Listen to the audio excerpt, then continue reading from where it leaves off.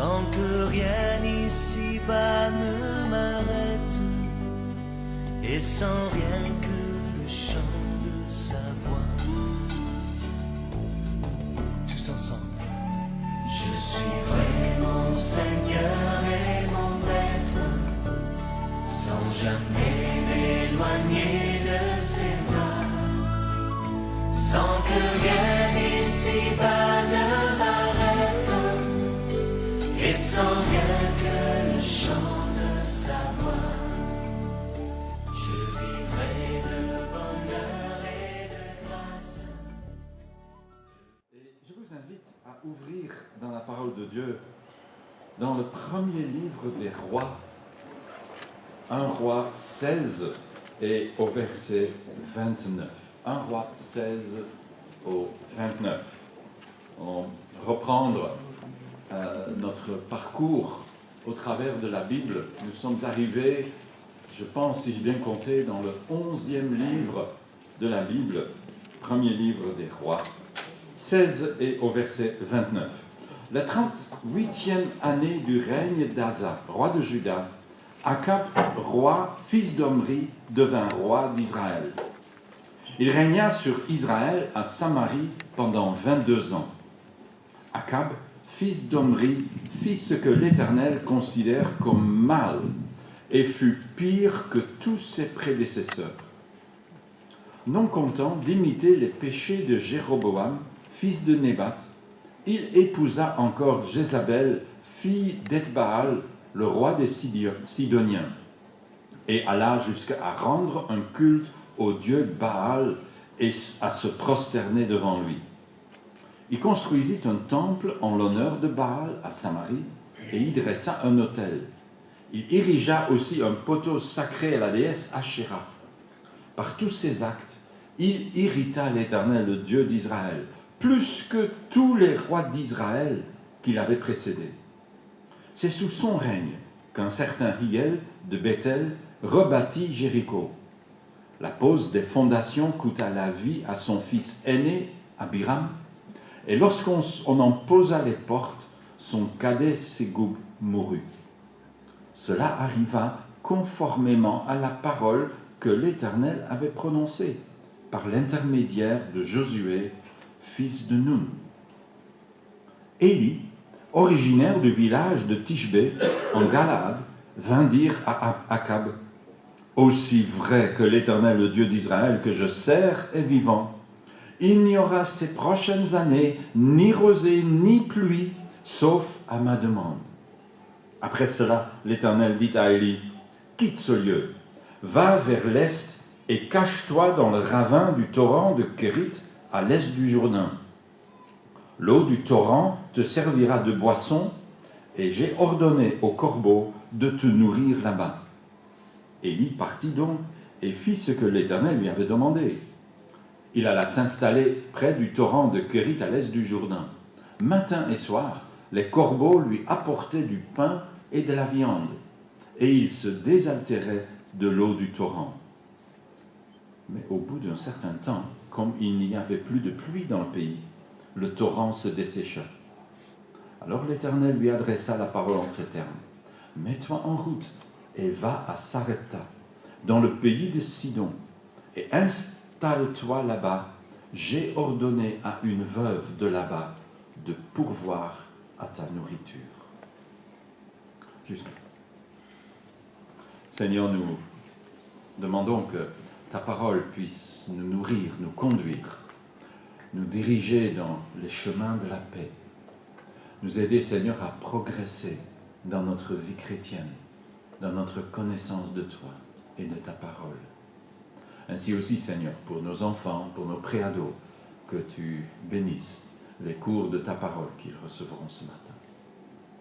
Au nom de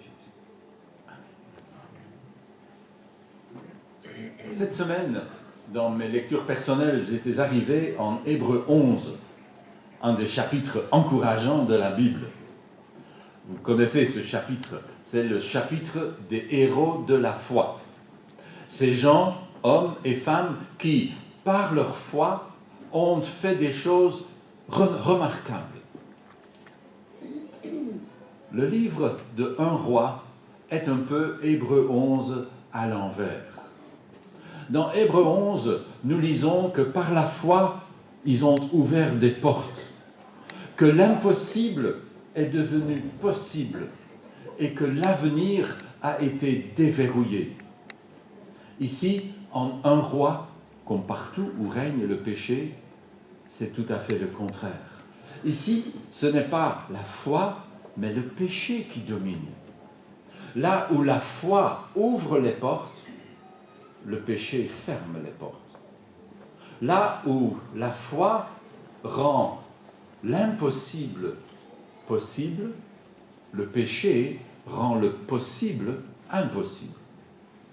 Là où la foi déverrouille l'avenir, le péché verrouille l'avenir. Ça, c'est 1 roi. 1 roi commence avec le règne, la fin du règne de David, et puis 10 longs chapitres sur le règne glorieux du roi Salomon, et puis commence la déroute, la lente descente en enfer de la maison de David. 1 roi commence avec le règne de Salomon, termine avec les affreux Akab et Jézabel qui règnent à Samarie. Quelle chute affreuse dans à peine 200 ans. Ça, c'est le premier livre. Le deuxième livre des rois, c'est un peu pareil, ça va un peu plus loin. Et quand on arrive au bout, la maison de David est partie. Il n'y a plus et il n'y aura plus de roi sur le trône de David jusqu'à ce que le Messie revienne pour établir son règne. Peu à peu, la maison de David tombe en lambeaux, en ruine, au point que on ne peut plus les retrouver. Si on aurait demandé en visite à Jérusalem, je voudrais trouver le fils de David, on vous aurait regardé, le fils de qui? Le fils de David. Alors là, est-ce que ça existe encore? C'était tombé en ruine. Le péché ferme les portes et verrouille l'avenir. Est-ce que Dieu n'a pas parlé à ces gens aussi, Dieu n'arrête pas de parler. En ce temps, comme en tous les temps, Dieu a envoyé prophète après prophète. Je vous donnerai la liste tout à l'heure.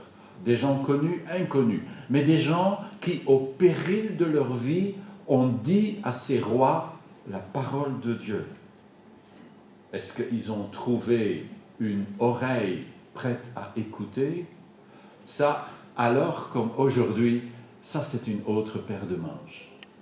Est-ce qu'on est prêt à écouter la parole de Dieu pour qu'elle change quelque chose dans notre vie? Peu à peu, on se dit, mais si seulement il pouvait y avoir un autre David. Il y a eu quelques rois qui pourraient faire penser à David. Et le commentaire sera, ils agissaient tout comme leur père David. Mais ils n'ont pas pu arrêter le déclin qui se poursuit malgré ces quelques exceptions. C'est un livre, quand vous regardez en lisant page après page, qui vous donne toute l'importance de l'éducation à donner à ses enfants. Parce que le livre des rois montre à quel point cela a raté. Salomon, le plus sage, engendre ce piètre Roboam. Et il n'y a pas que lui, ça continue. Josaphat, à la fin du premier livre des rois, un roi remarquable, il ne reçoit que des compliments, sauf une petite ligne qui dit tout. Il s'allia par alliance à Akab. Et Akab, c'est l'antichrist dans le livre des rois. Et nous lisons en 2 Chroniques, qui est le commentaire sur le livre des rois, nous lisons que Josaphat va aller jusqu'à donner à son fils la belle Athalie. Oh, je n'en sais rien si elle était belle, ce n'est pas marqué dans le texte. J'espère pour Joram qu'elle était belle. Mais de caractère, elle était moche. De caractère, c'était une horreur. Et quand Athalie a commencé à avoir du pouvoir, elle a éliminé l'un après l'autre tous les fils survivants de la maison de David. La même maison à laquelle a été donnée la promesse messianique. Plus de fils de David, plus de promesses messianiques, plus de Messie. Tout tient finalement à un bébé. Ça, c'est l'héritage du bon Josaphat. Oui, il fut un bon roi, mais oui, il a raté, mais totalement, l'éducation de son enfant et la suite lui incombe. Dans le deuxième livre des rois, pensez à Ézéchias, à presque un nouveau David. Mais vous savez qui fut le fils de Ézéchias qui va succéder à lui pendant 50 interminables années? C'est Manassé. Pour ce qui est des rois de Juda et d'Israël, Manassé, c'est le trou le plus profond. Tu ne peux pas être pire que lui. Fils d'Ézéchias. Et Josias, c'est David revenu à la vie. Un jeune roi qui, encore jeune, va remettre tout en ordre. Et il a 3 enfants, l'un encore pire que l'autre. L'éducation des enfants. Si on écrit un jour l'histoire de votre famille, que sera dit de l'éducation que vous avez donnée à vos enfants?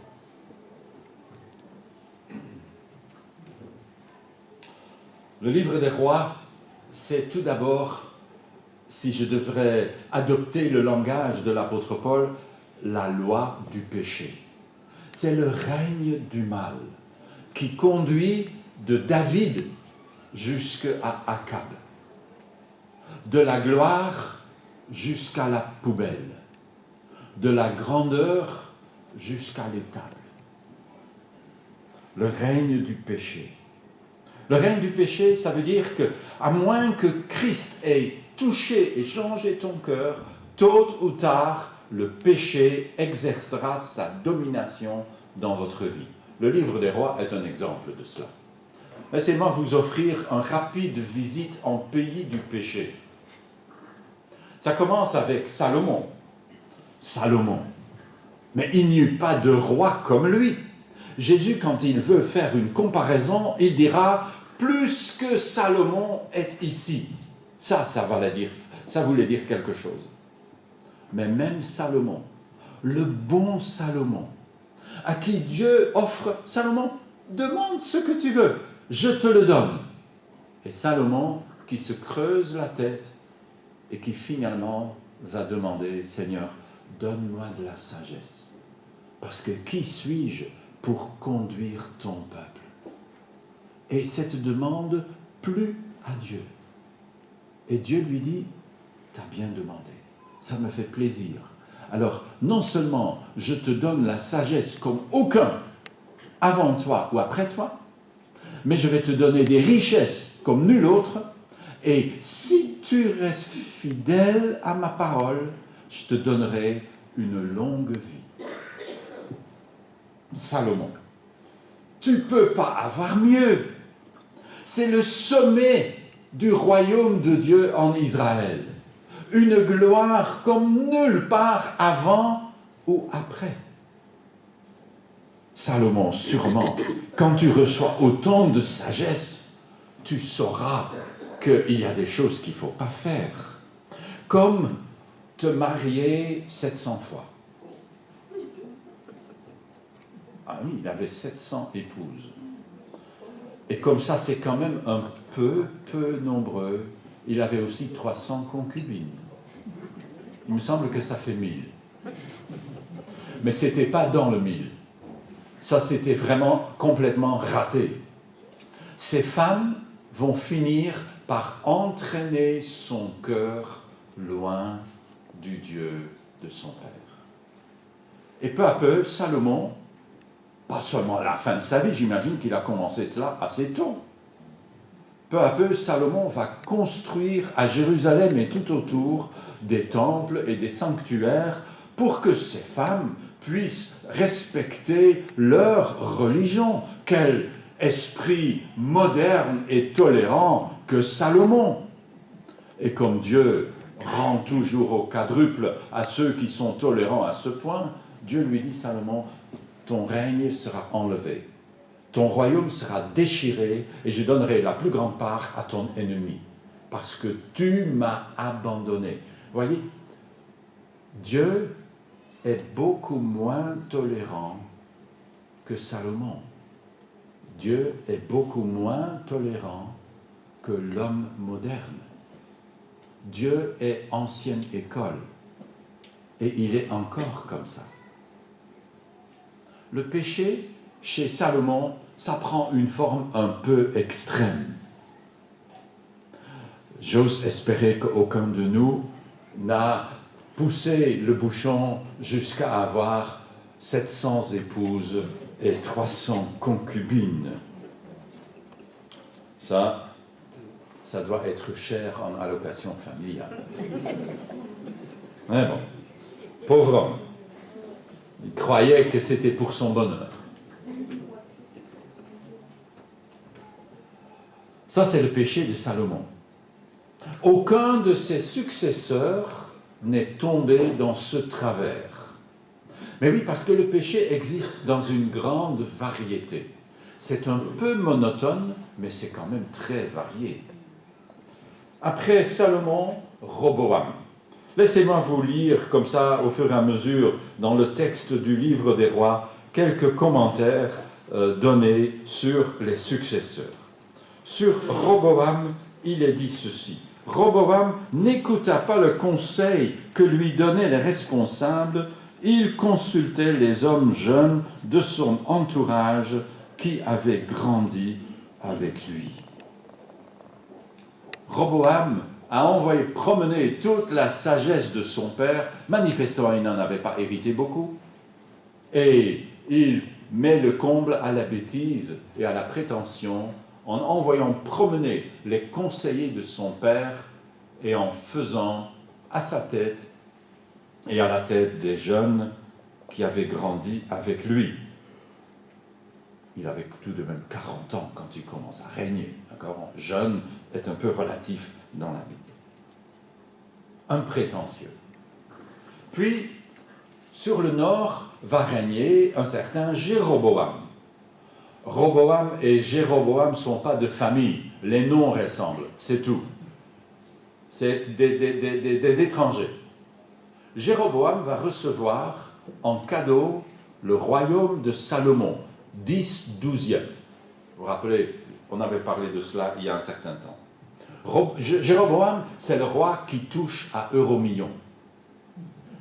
10/12e du royaume fabuleux de Salomon, où l'or coule à flot, où l'argent n'avait pas de valeur, où il y avait richesse après richesse, quelque chose d'invraisemblable.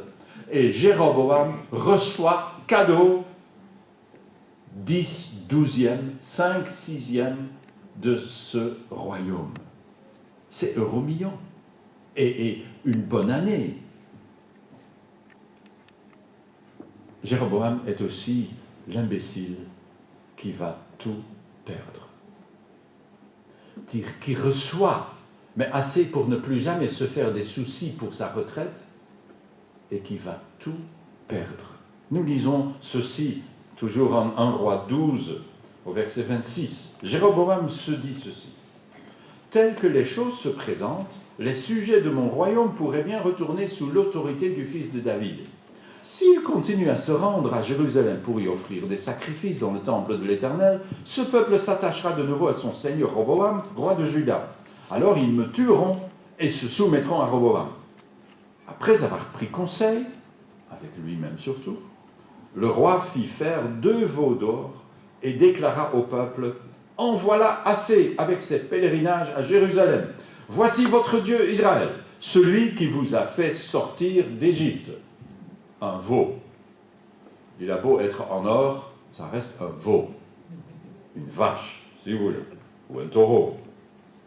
Jéroboam. Pas 1000 femmes pour Jéroboam, pas de problème. Et dans toute l'Écriture, nous ne rencontrons qu'une seule Madame Jéroboam.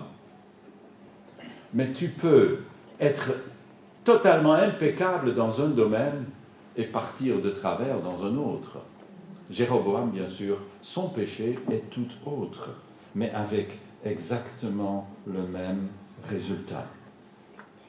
Au chapitre 15, après l'histoire de Roboam, chapitre 15, Roboam est entre-temps décédé, succédé par son fils Abiam.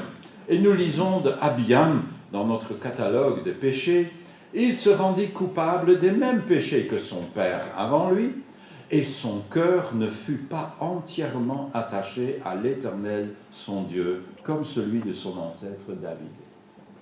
Ce n'est pas très grave. Comparé aux 1000 femmes de son grand-père, lui, tout ce qu'on trouve à dire, son cœur ne fut pas entièrement attaché à l'Éternel. Vous savez, aucun de nous n'a 1000 épouses. Mais un cœur pas entièrement attaché à Dieu, vous ne trouvez pas que ça c'est beaucoup plus courant? Et c'est tout aussi fatal qu'un péché?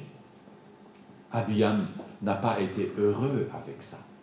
Il passe à la trappe de l'histoire. Et le déclin de la maison de David se poursuit avec lui. Son fils, c'est Asa. Asa fut un roi remarquable, un des héros de ma jeunesse.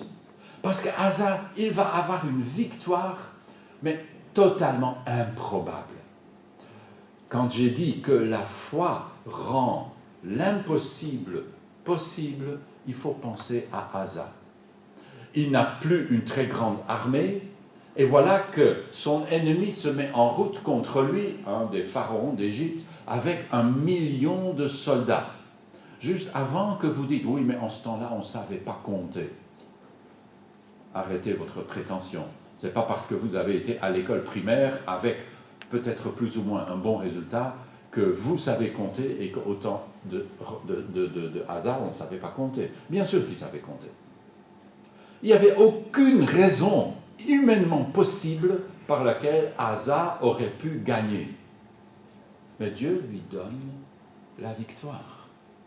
Et tu te dis, mais quand tu vois ça, tu te dis, mais Seigneur, comment est-ce que je pourrais jamais être infidèle?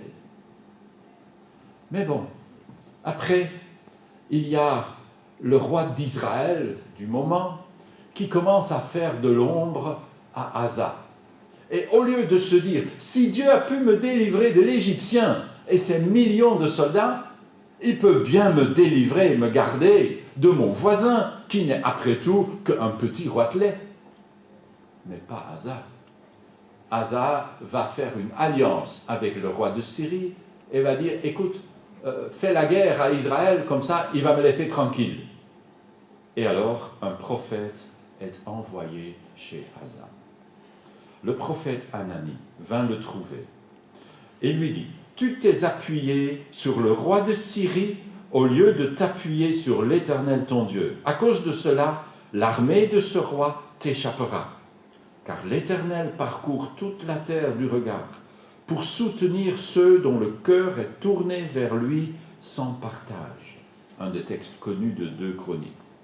Tu as agi comme un insensé, et à cause de cela, tu ne cesseras plus d'être en guerre.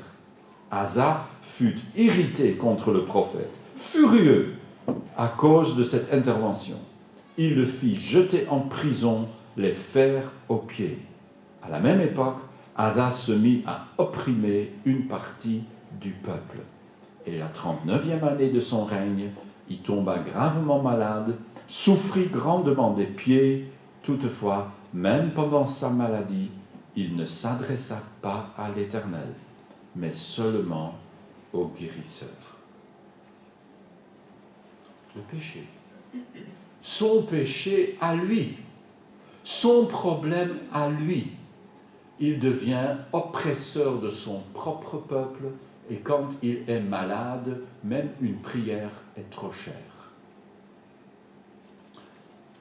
Dans le catalogue des péchés de 1 roi, nous avons, après Asa, mention du roi Nadab, le successeur de Jéroboam. Il nous est dit ceci sur celui-là, en 1 roi 15, j'ai tourné trop de pages, en 1 roi 15, 26. Il fit ce que l'Éternel considère comme mal en imitant l'exemple de son père et en entraînant son peuple dans le même péché.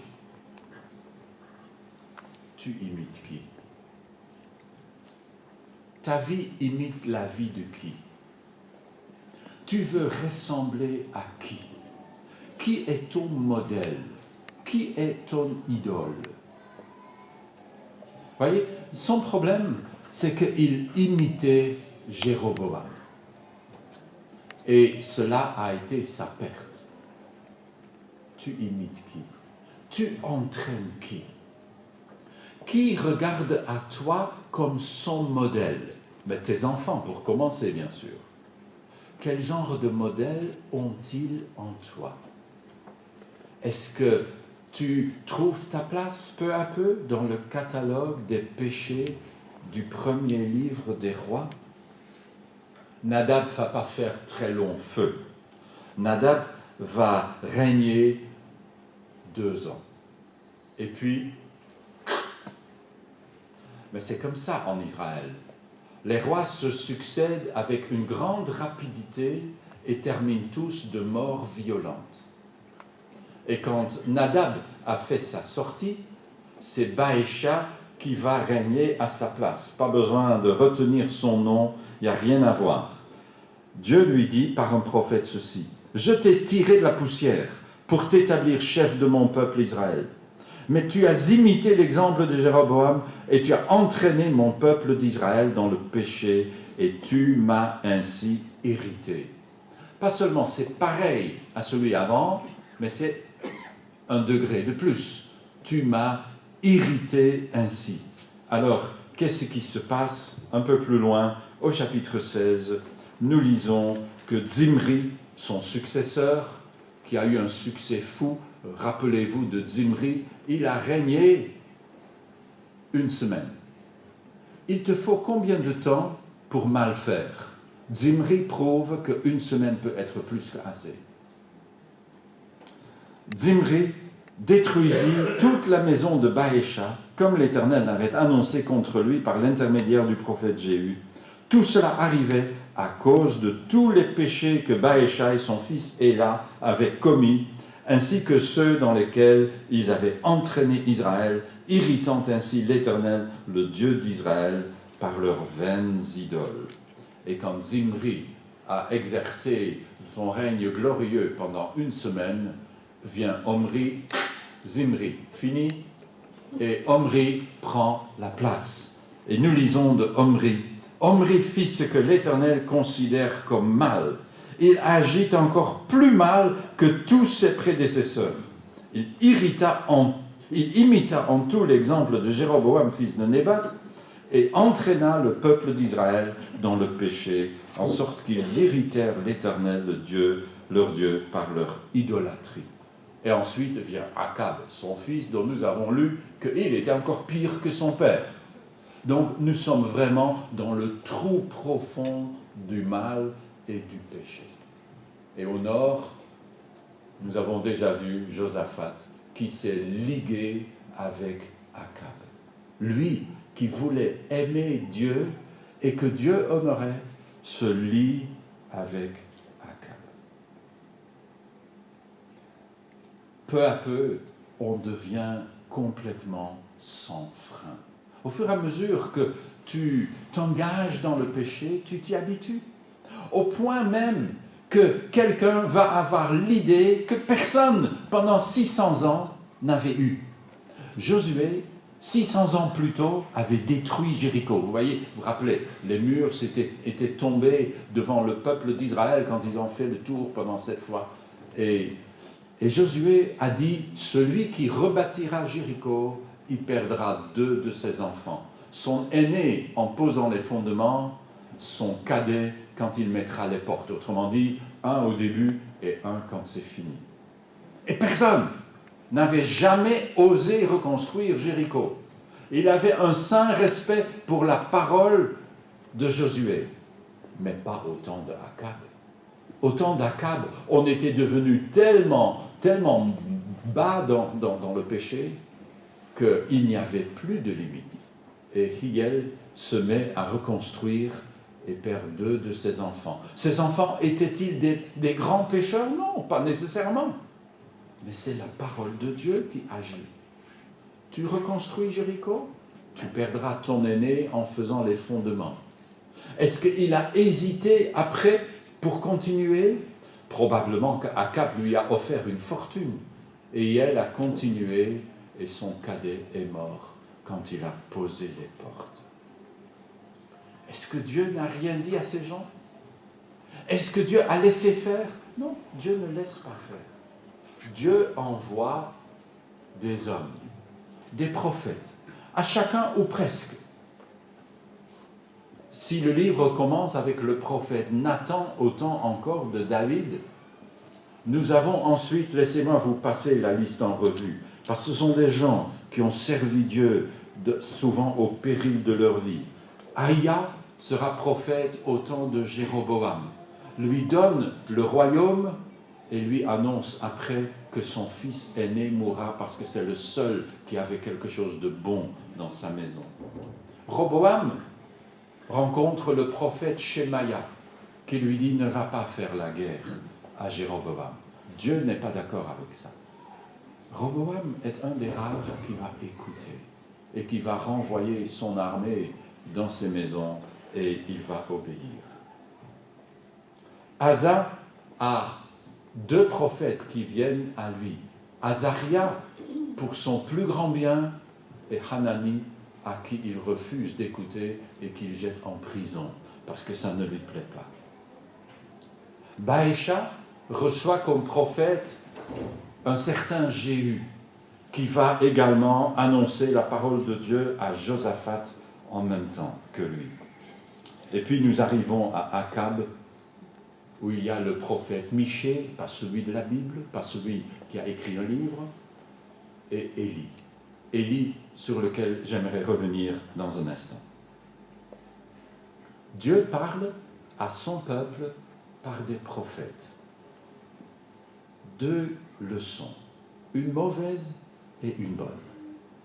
La mauvaise leçon, c'est de dire, puisque Dieu parle à son peuple par des prophètes, mais c'est comme ça encore aujourd'hui, donc nous devons à tout prix chercher des prophètes qui puissent nous annoncer la parole de Dieu et nous dévoiler l'avenir. En ce faisant, nous avons aujourd'hui, peut-être plus que jamais auparavant dans l'histoire humaine, une flopée de faux prophètes qui aplatissent les seuils des églises et qui annoncent les uns encore plus de bêtises que les autres. Combien de faux prophètes avons-nous déjà eu? Des gens qui ont annoncé ceci ou cela pour l'avenir, pour voir qu'enfin, ça ne se passe pas. Je me rappelle un faux prophète, je tairai son nom, à qui j'ai rendu visite quand j'ai eu vent de sa prophétie. Et je dis, ta prophétie est pour telle date. Le lendemain, je viens chez toi. Parce que ta prophétie n'aura pas été accomplie. Je le sais, je te le dis à l'avance.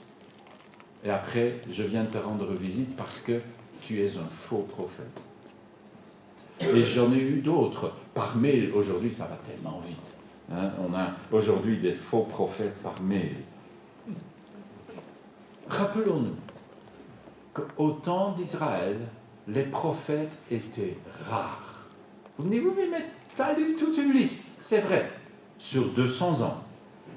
Sur ces 200 ans, ces prophètes ont parlé rarement.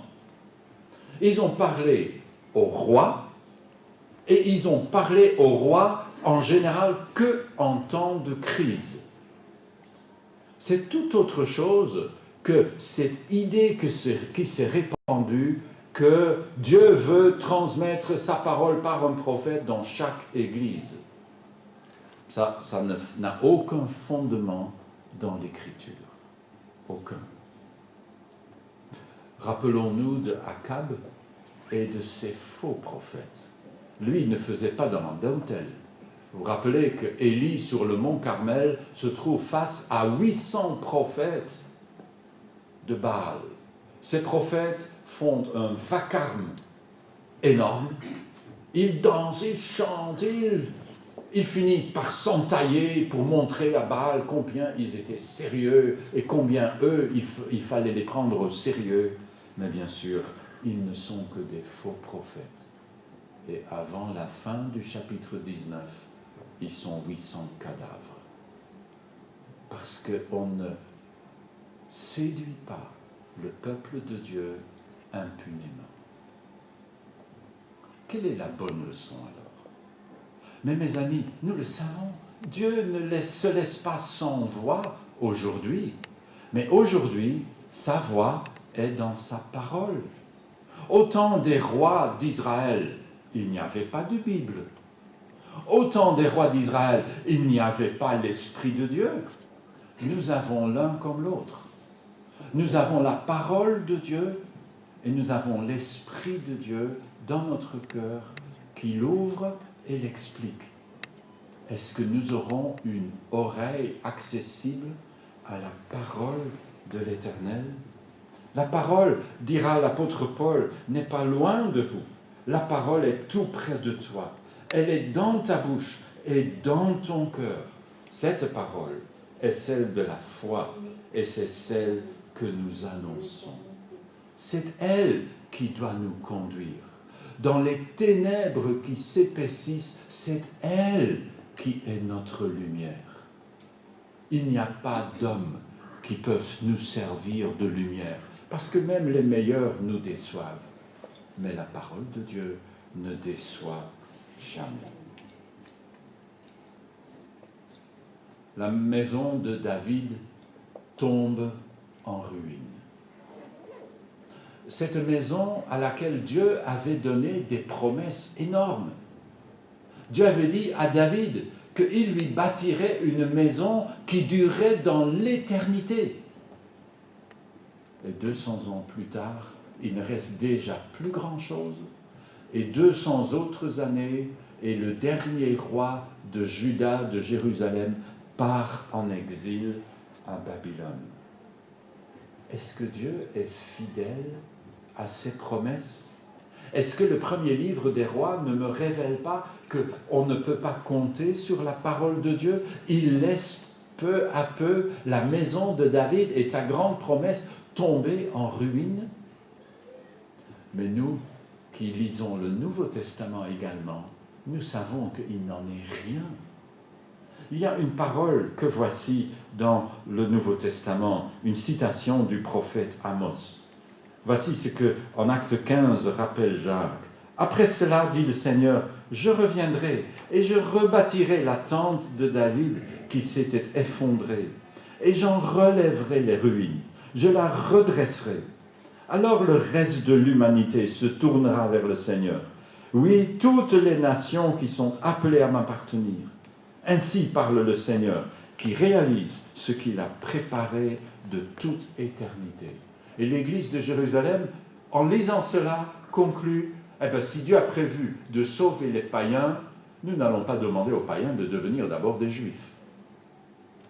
Nous n'allons pas leur compliquer la vie, qu'ils croient en Jésus-Christ et qu'ils respectent juste quelques trucs minimaux. Dieu rebâtira la maison ruinée de David. Ça, c'est la promesse qui va rester vive pendant que la maison de David devient invisible. Jusqu'à ce que le descendant, l'héritier de cette maison devenue invisible, entame un voyage de Nazareth dans le nord jusqu'à Bethléem dans le sud, la ville de David, où un prophète avait dit que le fils de David, le Messie, naîtrait à Bethléem.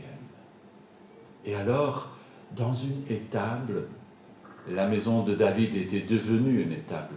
Dans une étable naîtra le grand-fils de David. Et lui rétablira le trône de David, son père. Nous attendons cela. Mais nous ne sommes plus dans le déclin de la maison de David. Nous sommes dans le regain de la maison de David. Peu à peu, les nations ont entendu l'Évangile. Nous, qui sommes là aujourd'hui, et nous attendons le retour de notre roi glorieux. Dieu est-il fidèle? Oui, Dieu est fidèle. Mais est-il fidèle à chacun des siens? Laissez-moi terminer avec le début de l'histoire de Élie, le prophète.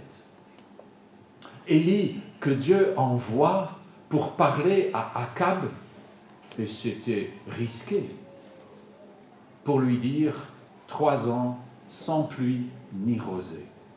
Un jugement terrifiant. Mais un jugement mérité. Ils avaient dit que Baal était Dieu. Et Baal était justement le Dieu de la pluie, le Dieu de la fertilité, le Dieu qui donnait abondance. Voilà, dit Dieu. Eh bien, Akab va faire avec Baal pendant 3 ans et on verra bien qui est réellement Dieu en Israël. Et puis Dieu dit à Élie, toi, je te protège, va au torrent Kérit, j'ai ordonné à des corbeaux de t'apporter à manger et tu as le torrent pour boire. Ah, la fidélité de Dieu. Non, c'est remarquable. Et on a raison. Mais en même temps, je me suis demandé la question. Est-ce que Élie, à côté de son torrent, en attendant la prochaine levée des corbeaux, est-ce que Élie s'est posé la question, mais Seigneur, c'est vraiment très bien, mais tu n'aurais pas pu y mettre un peu plus de manière? Des corbeaux, c'est des impurs. Et puis, qu'est-ce qu'ils ramassent, les corbeaux, comme viande? Ne t'en pose surtout pas la question. Seigneur, je suis juif. Moi, je ne mange que cochère. Il y a la liste très longue en Lévitique 11 de ce que je ne peux pas manger. Et si le corbeau m'amène, j'ose même pas y penser. Seigneur, c'est vrai que tu es fidèle, mais tu n'aurais pas pu faire ça un peu mieux? Ferme tes yeux, ferme tes narines, cuis ta viande et mange. Et puis peu à peu, l'eau descend. Tu te dis, tu as un torrent entier, tu ne vas pas boire tout un torrent. Oui, mais il ne pleut pas. Et peu à peu, et quand le torrent est quasiment à sec, pas avant, non, ça serait trop difficile. Quand vraiment on est à la dernière extrémité, Dieu vient et dit à Élie, écoute Élie, j'ai donné mes ordres à une veuve à Sarepta, à côté de Sidon, et elle va prendre soin de toi. Une veuve à Sidon. Sidon, tu sais que c'est le pays d'où vient Jézabel. C'est le papa de Jézabel qui est roi. Tu es sûr? Il n'y a pas de veuve en Israël? Ou peut-être en Judée? Pourquoi là-bas? Bien sûr, les gens dans la dernière guerre, ont bien compris qu'il n'y a jamais de maison plus sûre pour cacher des Juifs que juste à côté d'une caserne d'Allemands. Ça, c'est sous leur nez. Et on dirait que Dieu prend cette tactique-là. Mais une veuve? Vous savez, nous avons des lois sociales, mais en Israël de cette époque, Et encore moins à l'étranger. Il n'y avait pas de loi sociale. Les veuves étaient vraiment à plaindre. Leur sort était dramatique. Alors, être envoyé chez une veuve, ce n'est pas une perspective. Et quand il arrive, c'est pire.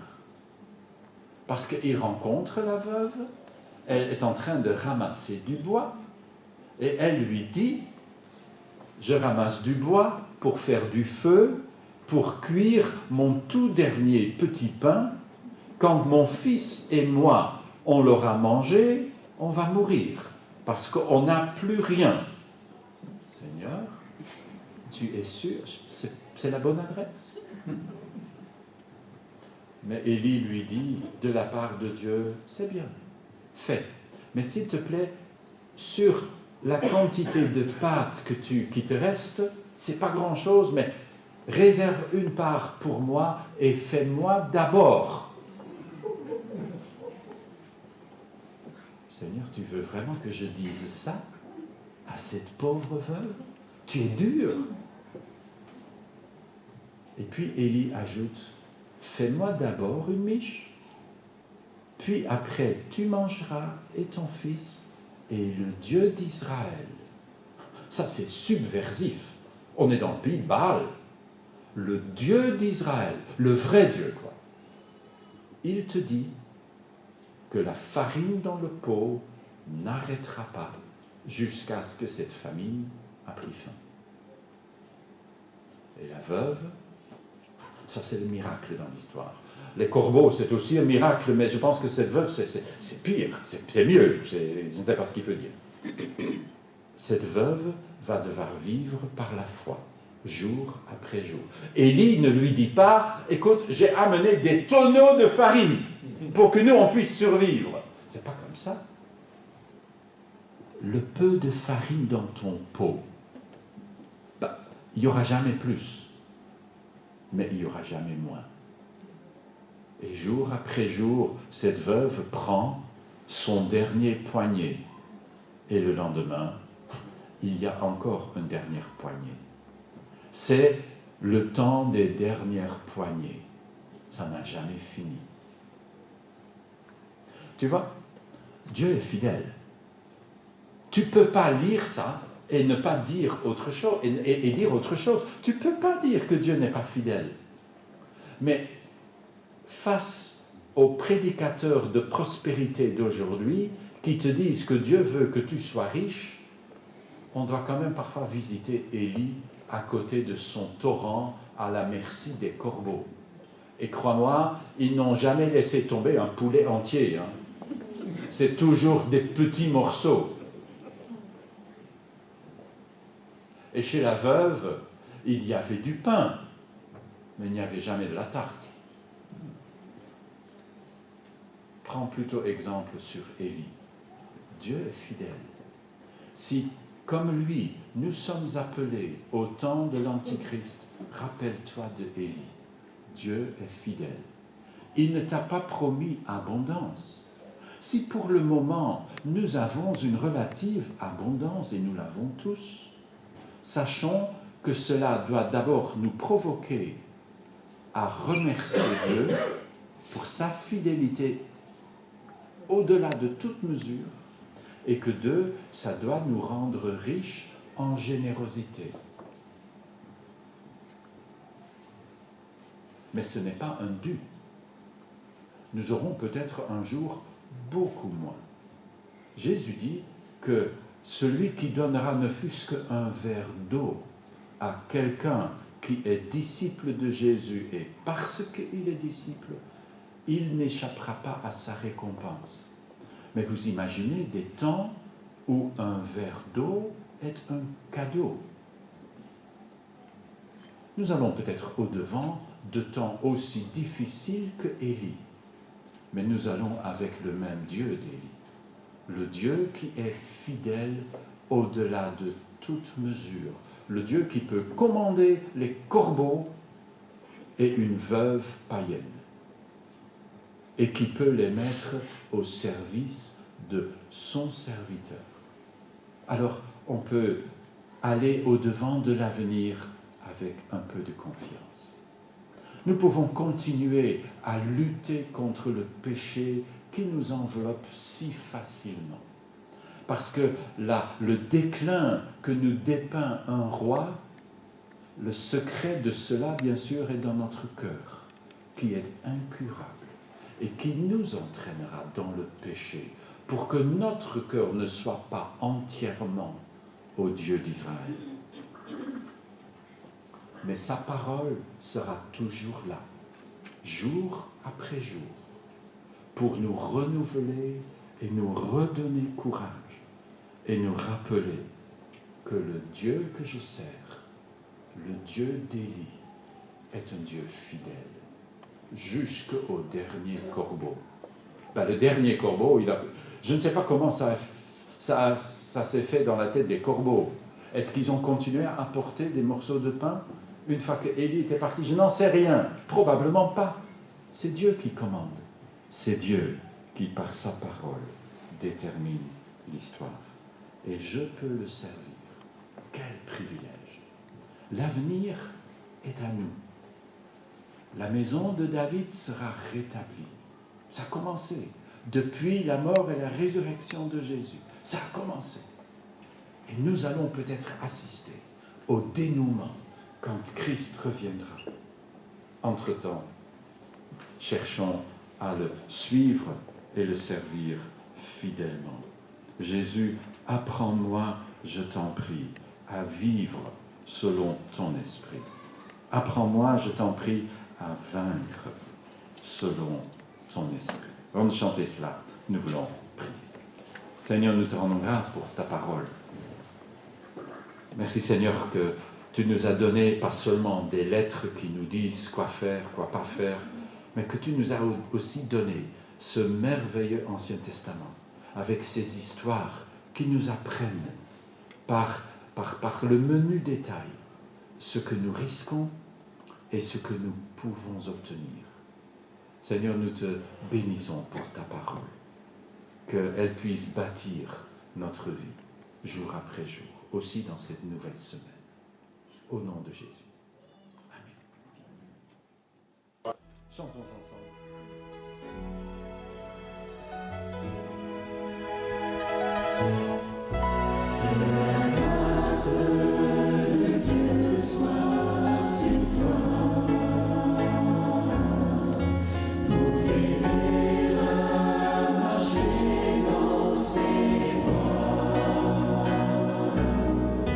Reçois tout son